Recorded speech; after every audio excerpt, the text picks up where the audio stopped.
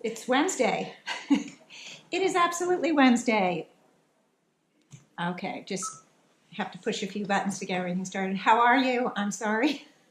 Sort of got caught up short there. Anyway, welcome to the show.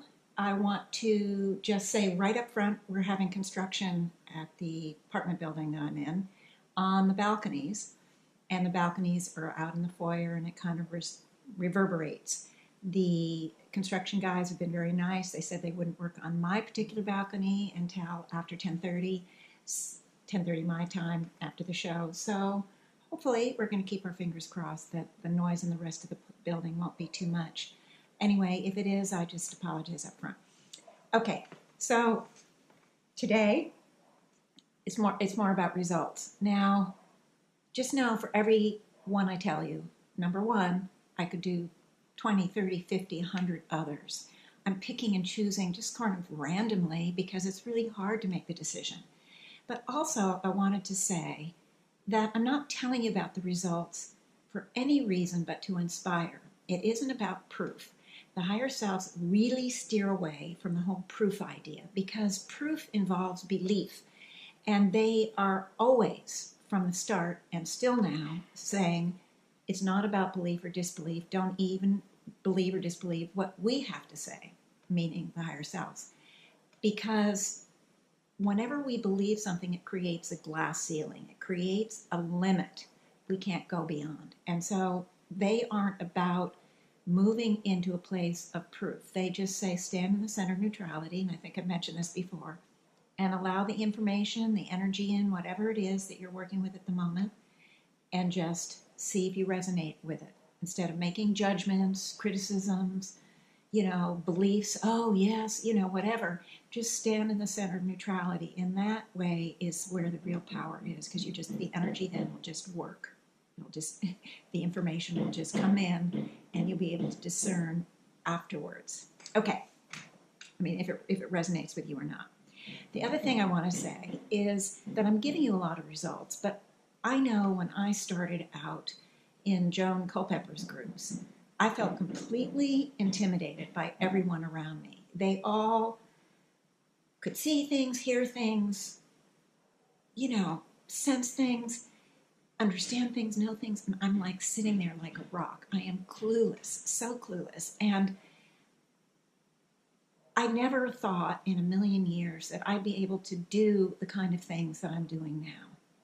But I was really motivated to work because I was pretty emotionally a mess. I was a basket case. So that's where the initial motivation started from. And I didn't know anything better. I had already tried, I think I mentioned therapy, and it was great in some ways, but it didn't really change me. It didn't make me an emotional, secure person. And it didn't really change my life or my patterns. I just was aware of them. So what I did was I found this and I thought, well, I don't know any better. I'll just go ahead and work with it. Even though I couldn't feel anything, I couldn't sense anything, I just went and did it. And the reason why I'm saying this, because I think I've mentioned it before, is that I want you to know that I'm like all of you. I'm the girl next door. I'm the person in the grocery store from your neighborhood that you see from time to time. I'm your friend. I'm a family member. I'm a parent or a child. I'm just like all of you guys. And I'm telling you this and I'm emphasizing it because if I can really change my life 180 degrees over and over and over again, I think, well, it's not I think, I want you to know you can do it for yourselves. It's absolutely possible.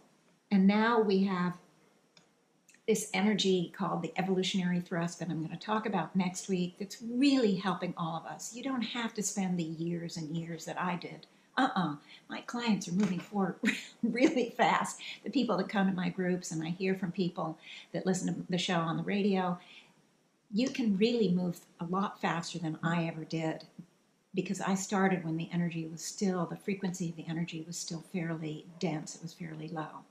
So anyway, that's the great news. Anybody can do this, and I just really wanted you to know that. All right, the next thing is I've decided I'm going to tell you another thing about me. I'm really not trying to toot my own horn in any way, but the fact of the matter is, I'm not getting this secondhand. It's happening to me, and this is something that I thought I'm really gonna tell them about this because it's got some actual objective validation. And so I don't know if you can tell, but I'm fairly small boned. I mean, really small boned. And so right from the get-go, I was warned that I would have problems in time with osteoporosis because my bones are so small. And you know, if you have big bones and they're dense, you're much less apt, I think, in general, to get osteoporosis. So at some point early on, I got a bone density test, and they found that I had something called osteopenia. Osteopenia is you've had some bone loss, but it isn't to the problem where they call it osteoporosis, and you don't go on medication. So I'm like, okay. And that was a while ago, and I don't think I even worked at all specifically on my bone density back when that happened, because it was a decade or two ago, maybe 3. I mean, it was a long time ago. So I did start to take the calcium, and I always work on health, my physical health. And so, and when I work on the health, a lot of times I'll do each organ or each system of the body. So from time to time, I work on bones, the skeletal system or the muscular system, that sort of thing. Well, every couple of years, because once you show some bone loss, you've got to go more often than someone who doesn't show it. I would go, and it would just be a little bit worse. Little tiny bit, little tiny bit, little tiny bit. But it kind of accumulated. And then I got to the point that one of my back vertebrae, I think it was the back one, was very close to the level of bone loss that they would say was osteoporosis. But it was just one little part. So I'm thinking, oh, it's just one little part, because I really didn't want to go on the medicine. But even with that, I did not really specifically work on bone density. Instead, as I said, I just worked on health. Well, you know, all aspects of health and healing. So I went and had my bones tested earlier this year, and it'd been 4 or 5 years. I don't know why I missed the one a couple of years back that I should have gone to. I don't know, but sometimes my life is sort of crazy and I just miss out those kind of things. And I know you all know what I mean. So anyway, I went and get the results. My internist, who's the gal who gives me the physical every year and who recommends the tests for me, stuff like that, she sends me an email and she says, I don't know what you're doing, but you have minimal osteopenia. Your results are so much better than they ever were. And I'm like a deer in headlights. And then I started to scream and yell with excitement, whoa! And I was so happy. I told everyone I knew for the next week, because to have that sort of monkey off my back was huge. And I'm telling you about it because who would have thought, right? Because bones are very dense, and anything in the body that's in the material world is denser than, say, emotions. It can take time with the physical body. And maybe it took some time because I was working on my health. I always do. Maybe not daily, but certainly once a week or so, or maybe every couple of weeks. So, but I don't know that I ever really went to the idea that I could do anything more than slow it down. That's really what I thought, that I wouldn't have been able to reverse it. So that, to me, was worth telling you guys about. I'm barely osteopenia. So there is still some loss in bone density, but it's so minimal. She said it's minimal. And she knows. She's watched me get healthier and healthier, so she doesn't ask me any questions. She just says, I don't know what you're doing, but it's so much better. So anyway, I had to tell you that. But I also want to go on, and I want to talk to you about Adele. Now, that's not her name, but many, many years ago, when I was very early starting out this work, I had a workshop, and she came to it. And her situation was really pretty dire. This is I didn't know during the workshop, but she called me afterward and we set up and I did a series of private sessions for her because, and pro bono, because she couldn't afford it because her situation was financial. She was very, very, very, very smart, had a fabulous job. She lost the job. She never was able to get a steady enough job, so she lost her home. She then got an apartment. She lost her apartment. Now, these were all things way before I knew her. It was a slow pattern of more and more loss and getting in less and less and less, more difficult situations regarding residence. So she lost her apartment. She was evicted from her apartment, and she found a way to get into the homeless program in Glendale, California. And so the way it worked was for 1 year, they would pay 70% of the rent, but they would pick your apartment. And so they picked her apartment, and it was very run down, very, not very nice, very small, but it was a roof over her head. She was thrilled. And she was able to eke out the 30%, which wasn't much money. And it was very difficult for her because she's not someone who sits back and just says victim, victim, victim. She really gets herself out there, and she was just applying. She was going everywhere. She was doing whatever she could to get work, but it was just very difficult for her. So she was able to sort of get, just hang in there, but she was starting to research. When I met her, I think she was 3 or 4 months from being evicted from this apartment, or not evicted, but if she couldn't handle 100% of the rent, she was going to have to move out because she was going to be losing the 70% payment. So she started researching about living in her car, what to do, where to go. And her car is very, very old, very run down, but she at least had that. So that's what she was researching. And she met me at this I didn't know her, but I was doing the workshop with someone who let her come pro bono. And so she heard what I said, so she called me and I started working on her. Well, things started changing. Remember, I've told you, you don't have to get all the way to the end to have something change. It changes all along the way. And what happened at first was she just kept getting in just little pieces of unexpected stuff.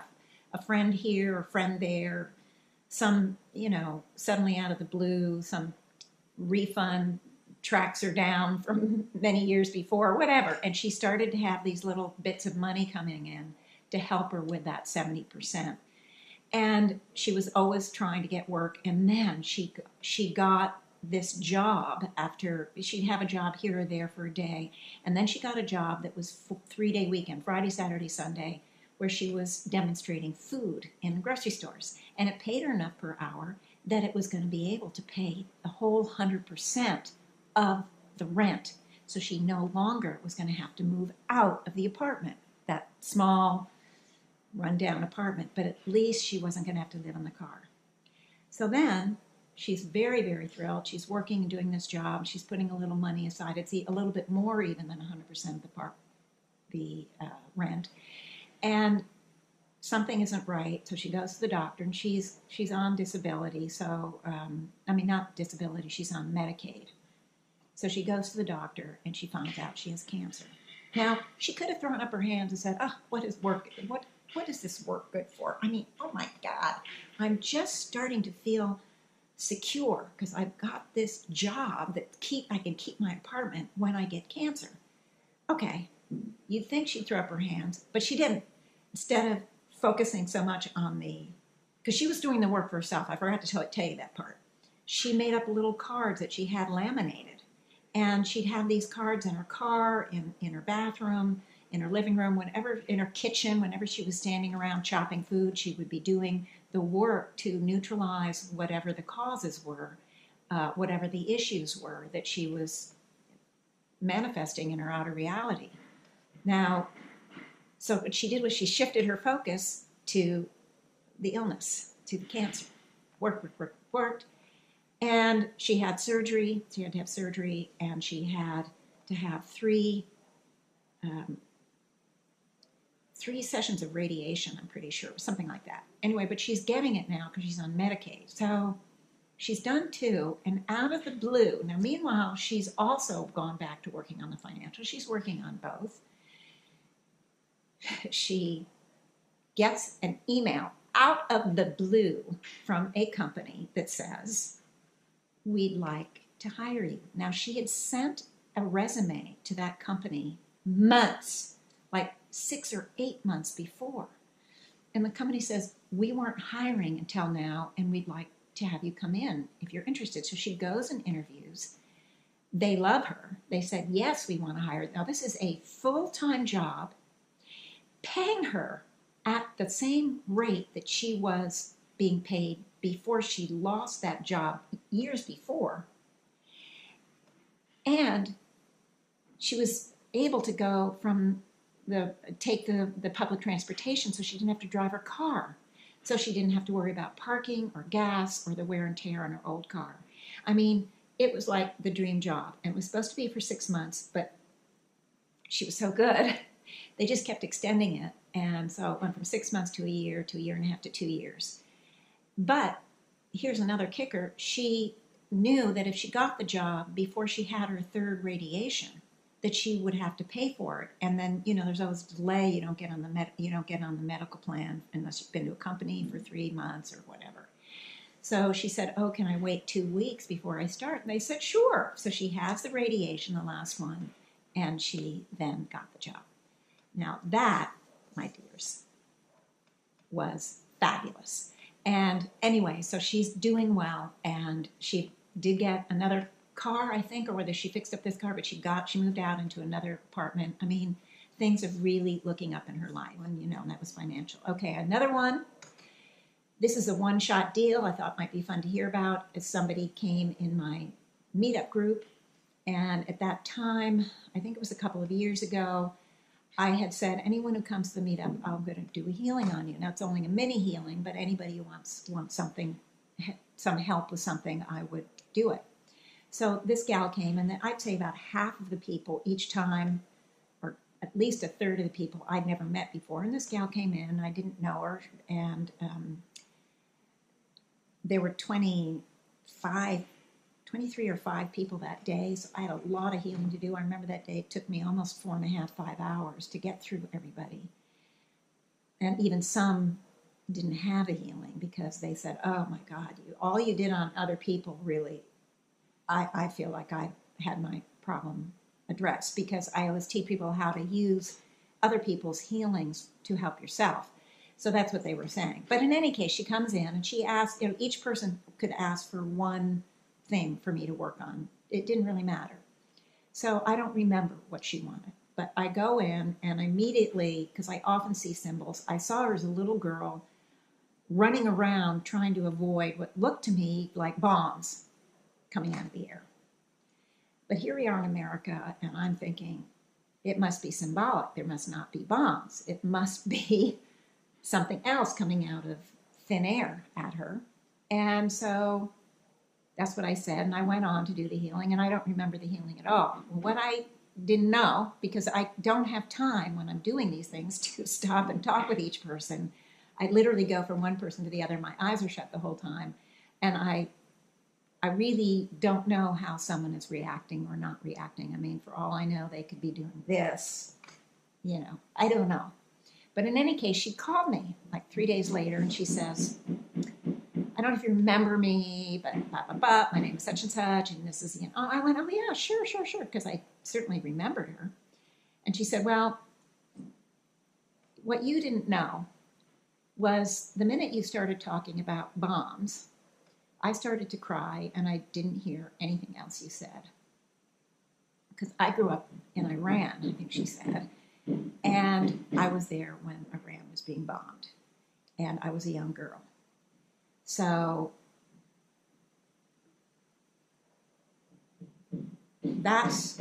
she said, that's number one, what was amazing to me, and I was crying the whole time. But the real thing that happened was, she was married. She was married to someone for 10 years. And she said, I get home. I went shopping. I went to grocery shopping, and I went home, and I was unloading the groceries and starting to prepare a meal or whatever she was doing. And after about 20 minutes, her husband walked into the room, and he says, "Who are you?" She just kind of looks at him and is like, "What are you talking about?" And he says, "You haven't asked me to turn down the music." And she looked at him and she said, "I never even noticed." Now, this is the scoop, guys. She can't tolerate on any level, or she couldn't tolerate on any level, loud noise since she was a child, since the Bonds. And her husband knew her well. He loved to play the noise loud, but whenever she was in the house, of course, he would turn it down, but sometimes the noise would be loud and he wouldn't hear her necessarily come in, but she'd remind him. He didn't hear her come in, I don't think. So she's in there. Finally, he figures out she's there, and he's like, "What is going on?" And she never noticed that the music was loud. So she said, "I waited. I kept thinking, oh, it's just temporary because of the healing that you did. So I waited a couple of days to see," and she says, "It's gone. My adverse reaction to loud noise isn't there anymore." So she came and had some sessions with me, and I can't remember if I worked on her husband or not. But in any case, doesn't happen very often, but that kind of thing does happen once in a while. That was a real quick success after I just told you the long one. Okay, now I also want to talk to you about babies. I've had 2 clients over the years who were really trying to get pregnant and couldn't get pregnant. One was quite a long time ago, really long time ago. I don't remember that one as well. But both of them were a situation where they've been trying to get pregnant and they've been had the in vitro, where they farm your eggs, so to speak. They get your eggs and then they get the sperm and they fertilize the egg and then they put the egg into your uterus or whatever they do. Anyway, both of them I know had been to in vitro 2 or 3 times and to no success. And it's pretty stressful and it's very expensive, and both of them were getting really desperate. I don't remember all the details about the first one, but she did, with the next in vitro, she did get pregnant. Okay. The second one was a couple of years ago, and she came to me in desperation too, because I don't really think she didn't really know much about my work, and I think she had some serious doubts about it. But the good news is you can have doubts about it. It's the soul level that makes the decisions whether you take the healing in or not. And of course, it's not me. I just provide the arena, so to speak. But anyway, so I went in there, and oh my gosh, in many, many lives, just a slew of lives, which is true for most people who are women in those lives. There's very, very big traumatic and a lot of trauma, a lot of suffering with childbearing and child rearing. And she'd been going through a lot of that in many different lives. And the whole idea of children was such a struggle for her, so much suffering in many different ways. And then I got a specific lifetime where she had, I think, 2 or 3 children. She was married, she had 2 or 3 children. At one point, her husband goes away. I don't remember exactly the details, but in any case, he comes back and she's very pregnant looking. She looks like she's 7 months pregnant or something. And he's like, I was gone 6, 7 months ago. How can you be this pregnant? You've cheated on me. You've betrayed me. And she says, no.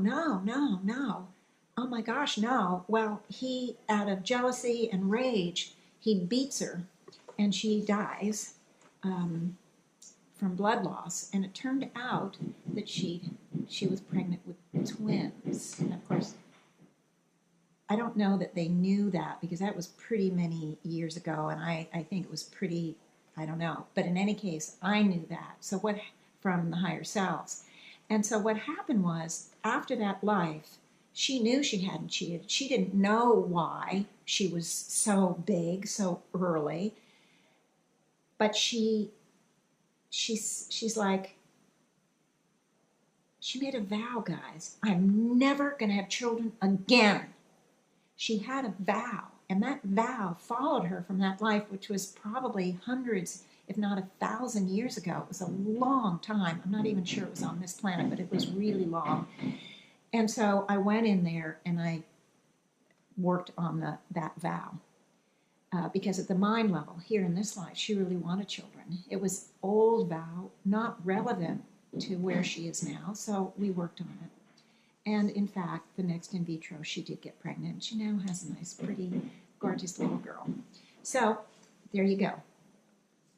I'm getting to the end of the show, and it really is a bummer because I have so much more to say. But in general, you can use this work on anything: physical illness, any mental problems, emotional problems, financial problems, opportunities, possibilities. You want to expand your life. You want to love yourself more. You want to care about yourself more. Expanded thinking, self-acceptance. I mean, physical problems. You know, I've told you a lot about how it's really helped physically. So I wanted just to say, I don't know if I can get it in 4 minutes because that's what I've got left. 4 or 5 minutes, but I do want to say that the other day, this has just come up, and almost every week, something, I do want to say before I go to this, that even though I was able to find that vow, because I'm now able to go in and get those kind of things, it doesn't mean that you can't help yourself if you can't get those things yourself. It's really important for you to know that, because for years I couldn't get anything on me. I couldn't see or sense or experience at any level this kind of more psychic oriented type of stuff. I couldn't. I told you I was like a rock. And yet I kept helping myself. I kept moving forward. So I don't want you to think, oh, I'm never going to be able to see if I've made that vow or something like it. Because you don't need to know. You just say, I want to neutralize, I want to clear, I want to let go of, into the light, the causes, known and unknown, direct or indirect, conscious or unconscious, whatever. And just if you, at the soul level, made the decision that you're going to let that stuff go, it's going to come out whether you know what it is up here or not. But things will come up as you're letting go. You're going to go, oh, well, maybe this has something to do with it. If anything comes to your mind, you let it go. Okay, but I want to talk to you quickly about what happened this week, because almost every week, at least once every 2 weeks, something comes up for me. And I want to share it with you because you just never know where you're going to get inspired with something. So I saw the movie Wonder. And I don't know if you guys have seen it. You've probably seen ads for it. It's just a beautiful movie. It was a book as well. And it's very, very touching and very, very, it's just very touching and very inspirational. In any case, without telling what the movie's about, it is in general about a boy, and if you've seen any previews, you know this, who was born with facial deformity, very severe, and had multiple operations, and still doesn't look normal, his face. So it's his story and yada yada. But when I left the movie and I happened to walk to the theater and I walked back, I really was struck with the concept of invisibility. Of course, I always amalgamate when I'm out walking because I like to be open to the information from within the higher self stream of energy that comes up, the insights, the inspiration. And I started to look at this whole idea of invisibility. And it was fascinating because what I saw, at first it seemed like, whoa, this is kind of like a superhero. If you're invisible, you're like a superhero. And wouldn't we all love to have that ability to be invisible? But the higher selves are indicating, not really. It's a double-edged sword because sometimes we're invisible when we don't, or many times we really don't want to be. We don't want to be invisible. Sometimes we feel maybe more comfortable, but we wish that we didn't have to be invisible to be comfortable. So I really started looking at it, and then I started thinking to myself, because I've had some questions over the last few weeks about, I've always felt that I'm in control. I'm the directing identity. I'm the magnet to pull in people who are interested in the material that I have to share, who want to learn about it, who want to help themselves or whatever, who are just fascinated with the ideas even. So, or all of the above. So I I'm not about marketing myself. And everyone tells me, oh, you should have people, ask them to follow you, ask them to like you, ask them to, you know, put in some sort of testimonial for you somewhere. And I don't. I don't ask because there's a part of me that just feels that I can draw it in. But over the last few weeks, I've been thinking, I don't seem to be drawing this kind of thing in. Maybe I should ask. But it just didn't feel right to me. But unless I'm drawing people in, I can't get the message out. That's the reason. It's not about getting some sort of random number of likes or random number of followers. I want to get the information out. So anyway, I started working on it for myself, and I saw symbolically this beautiful cloak, kind of like a Superman cape, but just this cloak around me of invisibility. And so I started to work on it because I don't want to be invisible. I don't want to be invisible. I want to be visible. And so I started to neutralize it, and slowly the cape opens, and slowly but surely the whole cape itself started to dissolve into the light. I mean, it was so exciting. But I still have a connection somewhere in my back. It was like right in the back. And because I'm walking home and a lot went on by the time, and I'm also really careful when I walk home at night. So I didn't finish, but I felt really good about it. And I just have to say, we are responsible for our outer reality. And I called in this energy, and I've been using it ever since, for the last couple of days or whatever it's been. I've been calling in the energy of divine visibility. Never used that energy before. And as I said, almost every week or three, I get a new divine energy. And in this one came divine visibility, and I've been utilizing a lot. And when I went to set up my blog talk show, that you can't help but see, I never check numbers, and I mean never. But now that I'm setting up my own blog talk shows, because I used to have an assistant and I don't have anymore, so I'm doing it myself, which is perfectly fine. I can't help but notice the number of listeners, and it goes up by not that many every week, and I don't focus on it. I don't memorize the number. You just glance because you can't help it. It's right there on the screen. So it goes up maybe 100 or 200, maybe 250, something like that in general every week. Well, this week it went up several hundred. I can't remember. I don't even know, and I'm glad I don't know, but I would say at least 500 or 600. And I'm thinking, maybe this divine visibility is working, guys. So anyway, that's the scoop, and it's getting time for me to say goodbye. It's getting time for me to say until next week, and you're going to love to learn about this divine energy that I'm going to talk about next week, and that is the evolutionary thrust. I have many more examples that I was going to say, but you know what? It's just not going to happen. I don't have time. You guys have a great week. Again, I'm sorry for the video listeners not to get this up a little bit more timely, but I do hope that all of you had a wonderful Thanksgiving, and I do hope to see you or talk with you next week. Okay, guys.